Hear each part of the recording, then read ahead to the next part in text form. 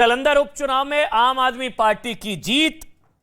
और अरविंद केजरीवाल कह रहे हैं कि पहले उस तरह के वोट नहीं मिले थे, खासकर जालंधर से जब लैंडस्लाइड विक्ट्री थी, 92 सीट्स जीती थी, तब भी जालंधर से उस तरह के वोट नहीं मिले थे जिस तरह का अब कन्विंसिंग जीत आम आदमी पार्टी की जालंधर उपचुनाव में, लोकसभा उपचुनाव। मेरे साथ अब समाजवादी पार्टी से कपिश जी हैं, कपिश श्रीवास्तव जी हैं। कपिश जी, आवाज पहुंच रही है आप तक? जी नमस्कार। नमस्कार कपिश जी। अभी जो मैं देख रहा हूं 17 कॉर्पोरेशन सीट में से 16 बीजेपी, 17 में से 16। देखिए अमन भाई, आज से 20 साल 25 साल पहले से जो नगर निकाय में नगर निगम की सीटें रही हैं, महामेयर की सीटें रही हैं, उस पर हमेशा से भारतीय जनता पार्टी का दबदबा रहा है। लेकिन नगर पंचायत और नगर पालिका के अंदर समाजवादी पार्टी ने बहुत अच्छी फाइट उत्तर प्रदेश के अंदर दी है। और हम नगर निगमों में भी अगर आप देखें तो 13 जगहों पर ऐसी जगह पर हम सेकंड नंबर पे रहे हैं और कुछ जगहों पे कांटे की भी टक्कर दी है। तो इसलिए समाजवादी पार्टी इस बात के लिए कहती है कि समाजवादी पार्टी तो मुद्दों के आधार पर चुनाव लड़ेगी और लड़ी है।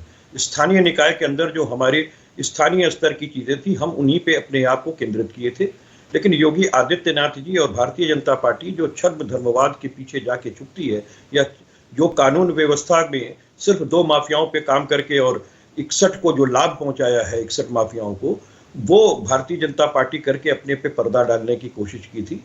निश्चित रूप से हम ये जरूर कह सकते हैं कि 80 बनाम 20 की ये लड़ाई कराते हैं, शमशान और कब्रिस्तान की लड़ाई ये कराते हैं, प्रशासन का दुरुपयोग ये करते हैं। कई स्थानों पर आपने देखा होगा। अच्छा, 3 दिन पहले ही इन्होंने टेबलिंग में परिवर्तन किया है अपने नियमों के अंदर, और इन्होंने कहा हम टेबलिंग तो करेंगे लेकिन चक्रवानुक्रम में प्रत्येक घोषणा नहीं करेंगे।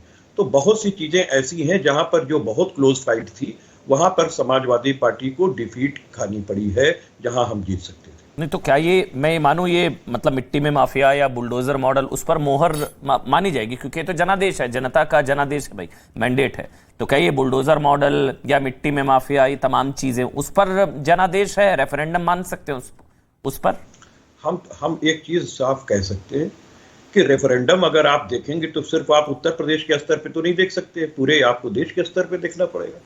और देश के स्तर पे आपका कर्नाटक भी आएगा, हिमाचल भी आएगा, पंजाब भी आएगा। नहीं, मिट्टी में माफिया बुलडोजर मॉडल का रेफरेंडम योगी पर कर्नाटक में तो नहीं होगा ना? वो तो यूपी की बात करेंगे ना शायद। मैं ये कहता हूं, मैं ये पूछ रहा हूं कि क्या केवल उत्तर प्रदेश के अंदर ही क्राइम होते हैं और माफिया है, पूरे देश के अंदर नहीं है? तो बात इस चीज की है, वहां तो बहुत जगहों पर इनके अपने अंदर देख लीजिए कि किस तरह के बाहुबली। ये तो वीरप्पन की अपनी बेटी को भी अपने ही पार्टी में ले लेते। कपिल जी, तभी एक सवाल, एक मिनट सही, उसके बाद आप पूछ ले। तभी तो मैं कह रहा हूं कि क्या ये जो ये निकाय चुनाव के नतीजे हैं, क्या ये रेफरेंडम माना जाए बुलडोजर मॉडल, मिट्टी में माफिया, इन तमाम चीजों पर, कि ये देश में और बाकी राज्यों में भी आना चाहिए, या ये रेफरेंडम उस पर ना माना जाए? मैं ये पूछ रहा हूं क्योंकि कर्नाटक के नतीजे योगी के बुलडोजर मॉडल पर रेफरेंडम तो मैं नहीं कह सकता ना।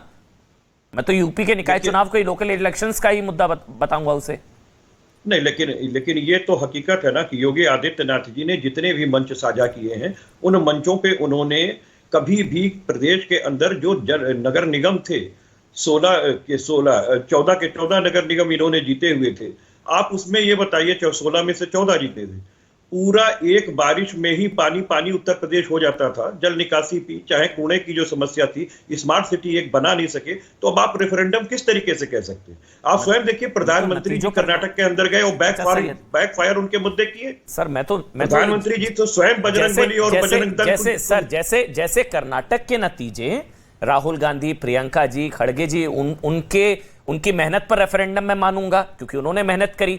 उसी तरह यूपी के निकाय चुनाव के नतीजों को मैं योगी के बुलडोजर मॉडल पर रेफरेंडम मानूंगा। लेकिन हम ये नहीं कर सकते ना कि मीठा मीठा कब कड़वा कड़वा तू। वो तो जो दिख रहा है वो तो सामने दिख रहा है ना सर, हमको मानना पड़ेगा। सैयद भाई कुछ पूछना चाह रहे हैं आपसे। सैयद जवाद है, एक सवाल आपसे लेना चाह रहे हैं कपिश भाई। कपिल जी, आप ये मानेंगे कि संगठन के अंदर बहुत बड़ा जो है वो चूक है, शीर्ष नेतृत्व जो अखिलेश यादव जी का है, और जो संगठन नीचे काम कर रहा है उसके अंदर बहुत सी कमियां हैं। एग्जाम्पल के तौर पे बताऊं, शाहजहांपुर के अंदर आपने मेयर का टिकट जिस प्रत्याशी को दिया, वो प्रत्याशी फौरन जो है भाजपा के अंदर चला जाता है, और उसके बाद जो आपका मेयर होता है वो वापस आकर के आप नए जो है किसी बंदे को दे देते हैं ला करके, संगठन से निकले हुए। संगठन के अंदर ऊपर से लेकर के नीचे तक खामियां हैं, उसको सही करने की जिम्मेदारी किसकी होगी? आप अपनी कमी क्यों नहीं मानने को तैयार हैं? अच्छा, संगठन के अंदर कमी है बहुत ज्यादा। बताइए भाई, कपिश भाई बोलिए बोलिए। एक ब्रेक ले लूं, ब्रेक के बाद ये जवाब दे दीजिएगा अगर आपकी इजाजत हो। मैं ब्रेक ले रहा हूं, एक छोटा सा ब्रेक, तुरंत हाजिर होंगे, छोटा सा ब्रेक ले रहा हूं।